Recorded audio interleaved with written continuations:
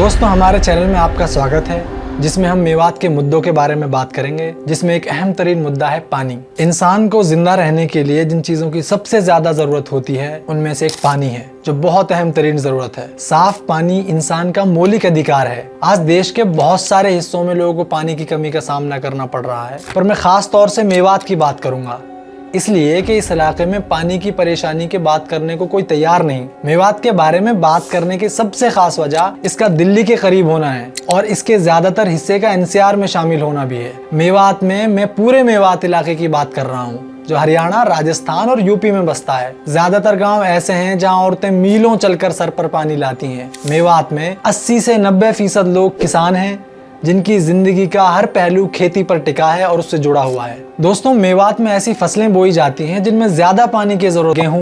Education दर का कम होना भी है। जो पढ़े लिखे हैं उनको नौकरियां नहीं मिल पाती, तो उन्हें भी मजबूरी में खेती करनी पड़ती है। मेवात में कोई नहर नहीं है। यहाँ झीलें हैं, जैसे कोटला झील, नूह झील और उजीना झील। मेवात में पानी की बहुत कमी है, लेकिन इस तरफ देखने वाला कोई नहीं है। यहाँ जो पानी है वो बहुत खारा और उसमें फ्लोराइड की मात्रा बहुत ज्यादा है, जो खुद बीमारी की एक बहुत बड़ी वजह बन जाता है। कई बार सरकारों ने आधी अधूरी कोशिशें भी की कि मेवात को पानी दिया जा सके, पर वो सब नाकाम रही और मेवों को वही गंदा और खराब पानी पीना पड़ता है। इनमें से कुछ उदाहरण Rajiv Gandhi drinking water scheme, rainy well scheme हुई, renewal project in Mewat region. जिस तरह मेवात कैनाल में पानी नहीं, इसी तरह राजस्थान में बसने वाले मेवात में चंबल परियोजना के तहत आने वाला पानी अभी तक मेवात के गांवों में नहीं पहुंचा है। आपको ताज्जुब होगा, 15 लाख बच्चे खराब पानी पीने की वजह से पेट की बीमारियों से मारे जाते हैं। ये संख्या अपने आप में बहुत बड़ी है। मेवात जो भारत का ही एक हिस्सा है और जहां की आबादी गांव में रहती है, उसमें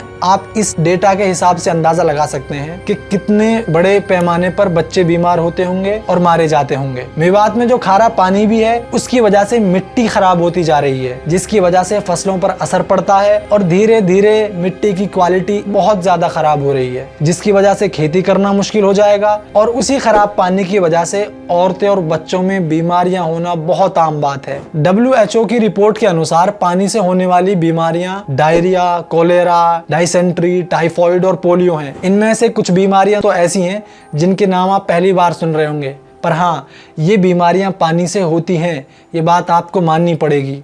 ये ऐसी बीमारियां हैं जिनमें हर साल लाखों लोगों की जान जाती है। मेवात के लोग सादा और मेहनती होने की वजह से सरकार तक अपनी बात पहुंचाने में नाकाम रहते हैं। पार्लियामेंट में इनका कोई रिप्रेजेंटेशन न होने की वजह से उनकी परेशानी को इग्नोर कर दिया जाता है। इसलिए इलेक्शन के वक्त भी ये मुद्दा ज्यादा दिखाई नहीं देता और सियासत वही हिंदू मुसलमान के इर्द गिर्द घूमती हुई नजर आती है। अगर हम और गहराई से सोचें तो पता चलेगा पानी से होने वाली बीमारियां और परेशानी रोजमर्रा की जिंदगी पर कैसे असर डालती है। औरतें और बच्चियां कई किलोमीटर पैदल सर पर पानी लाती हैं और ये काम उन्हें हर रोज करना पड़ता है, चाहे धूप हो, गर्मी हो, बरसात हो, जिसकी वजह से वो अक्सर बीमार पड़ती हैं। ये लड़कियों की एजुकेशन को इनडायरेक्टली इम्पैक्ट करता है। अगर आप सोचें तो ये बच्चियां पानी लेने जाती हैं, उसमें उनका वक्त लगता है, फिर उन पर पढ़ाई का बोझ, घर के कामकाज का बोझ, तो किस तरह से ये उनकी पढ़ाई पर एक तरह से असर डालती है। पानी लाने के बाद इसकी खराब क्वालिटी की वजह से बच्चों में बीमारियां होना आम बात, बीमारियों की वजह से घरों में पैसों की कमी होना, इस बारे में कोई नहीं सोचता। लेकिन जब पानी खराब होगा तो आप बीमार होंगे तो आपको हॉस्पिटलाइज करना पड़ेगा, आपको डॉक्टर के जाना होगा, जिसमें पैसों की जरूरत होगी। ये इनडायरेक्टली आपके फाइनेंसेस को, आपके माली हालत को भी खराब करता है, सोशल कंडीशन को भी खराब करता है, इफेक्ट करता है। सरकार ने घरों में टॉयलेट्स बनवाए, पर ताज्जुब की बात यह है कि उसके लिए साफ पानी अवेलेबल ही नहीं। आप खराब पानी को टॉयलेट्स में इस्तेमाल नहीं कर सकते, क्योंकि अगर आप करेंगे तो उससे भी आपको बीमारियां होंगी। इसकी वजह से जो कामकाज पर असर पड़ता है उसकी तरफ किसी का ध्यान नहीं। दोस्तों, मेवात में जो फ्रेश वाटर है, यानी पीने के काबिल पानी और इस्तेमाल के काबिल पानी, उसका जो रिसोर्स है वो ग्राउंड वाटर है, यानी जमीन वाला पानी। लोग नलों और कुओं से पानी निकालते हैं, मगर अब ज्यादातर नलों में पानी नहीं और कुएं या तो सूख चुके हैं या उनका पानी खराब हो गया है। लोगों ने कुंडे बनवाए हुए हैं जिनमें वो लोग टैंकर से पानी भरवाते हैं। इसमें एक टैंकर की कीमत 1800, 1200 या 1500 तक होती है या उससे कहीं ज्यादा। लोग इसी पानी को हफ्तों और महीनों तक इस्तेमाल करते हैं। ये कितनी अचंभे की बात है। गरीब आदमी के लिए ये भी मुमकिन नहीं। कुंडे का पानी खुद एक सवालिया निशान पैदा करता है। काफी दिनों तक पानी कुंडे में रहने की वजह से खराब हो जाता है और प्रॉपर सफाई ना होने की वजह से उससे कैंसर जैसी बीमारियां हो सकती हैं। अब आप अंदाजा लगा सकते हैं कि मेवात किस खतरे की तरफ जा रहा है, सिर्फ एक खराब पानी की वजह से। खुद सरकार की एक रिपोर्ट के मुताबिक मेवात में ग्राउंड वाटर पीने के काबिल नहीं, क्योंकि उसमें अधिक मात्रा में नाइट्रेट, आयरन और लीड है। मेवात में लोग ज्यादातर पाइपलाइन, ट्यूबवेल और कैनाल का पानी पीते हैं, जिसमें हाई फ्लोराइड है,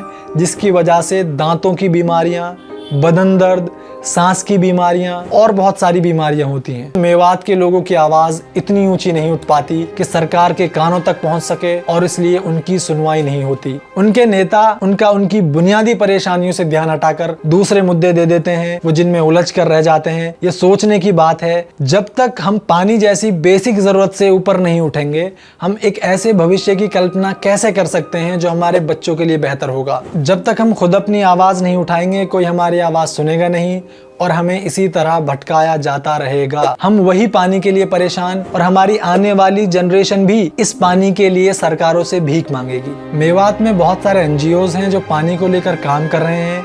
वो लोगों को पानी भी अवेलेबल कराते हैं, लोगों को पानी पहुंचाते हैं और उनको पानी के बारे में अवेयर भी करा रहे हैं। लेकिन जरूरत है किसी मास प्रोग्राम की। पहले भी बहुत सारे ऐसे मास प्रोग्राम चलाए गए जहां लोगों को अवेयर कराया गया, उनको पानी के बारे में बताया गया, उनको बताया गया कि किस तरह पानी को बचाने की जरूरत है, लेकिन ये बहुत कामयाब नहीं रहे। सरकार को चाहिए कि एनजीओज के साथ मिलकर, लोगों के साथ मिलकर बड़े तरीके से प्रोग्राम्स चलाए जाएं, उनको समझाया जाए कि पानी कितनी अहम तरीन जरूरत है। पानी के बिना इंसान का सर्वाइवल पॉसिबल नहीं है, तो इसलिए चाहिए कि पानी को बचाया जा सके और लोगों में जितना हो सके इस बात को फैलाया जा सके। मैं अपनी इस वीडियो के थ्रू लोगों से कहना चाहता हूँ, अपील करना चाहता हूँ कि मेवात के तमाम लोग एक दूसरे की परेशानी को समझें। जिन गाँव में, जिन जगहों पर पानी नहीं है, लोगों के साथ मिलकर उन जगहों पर पानी पहुँचाने की कोशिश करें, उन लोगों से बात करने की कोशिश करें। सरकारों और गाँव के लोगों, बड़े जिम्मेदारों से बात करें और कुछ ऐसा तरीका निकालें कि सरकार तक उनकी आवाज जा सके और वो पानी जो सबसे अहम जरूरत है मेवात की, उसको आने वाली जो उनकी जनरेशंस हैं उनको साफ पानी मिल सके, उन्हें इसके लिए बहुत ज्यादा स्ट्रगल ना करना पड़े।